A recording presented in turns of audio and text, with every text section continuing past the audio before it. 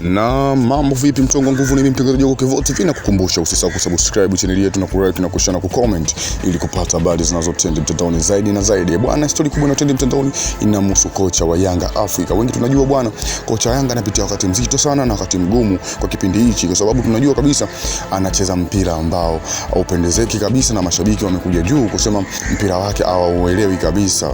Na ni kocha ambaye sawa anashinda, lakini ushindi wake ni wa kusuasua sana, mpira ni wa dunda yani mpira ueleweki. Na tunajua kabisa Yanga haichezaji mpira huu. Yanga inacheza mpira kitenesi, mpira kudunda, gusa achia twende kwao. Mpira huu unachezwa ni mzuri sana, lakini kipindi hichi Yanga wamepotezana kabisa kwa mchezo unaocheza hapo Yanga Afrika tangia huyu kocha.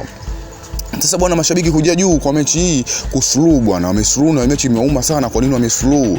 Ni yale tulisema kocha hatufai. Sasa mmejionea viongozi wa Yanga kama huyu kocha hatufai, hana mfumo kabisa.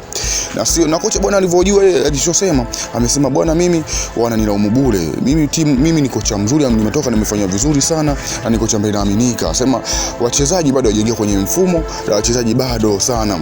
Na kingine alichosema bwana, yeye amekuja hapo Yanga alikuta wachezaji washasajiliwa kuataka yeye pia. Kwa hiyo anatakiwa aingize kwenye mifumo wa wachezaji wazuri. Wachezaji tu wenyewe ni wazito kwenye maamuzi, sio kama ni yeye. Amesema mpeni muda, ataisuka timu yenu ilivyo mnavyotaka. Kwa hiyo kocha ameongea mengi sana, msimlaumu yeye, ni wachezaji tu hawajitumi wenyewe. Ameongea mengi sana kocha wa Yanga. Kwa hiyo tuone itakuwaje, kocha ataondoka au ataendelea kubaki kutumikia timu ya Yanga Afrika. Na kukumbusha tu mtu wa nguvu, usisahau kusubscribe channel yetu, kulike na kushare na kucomment ili kupata habari zinazotrend mtandaoni zaidi na zaidi. Asante sana.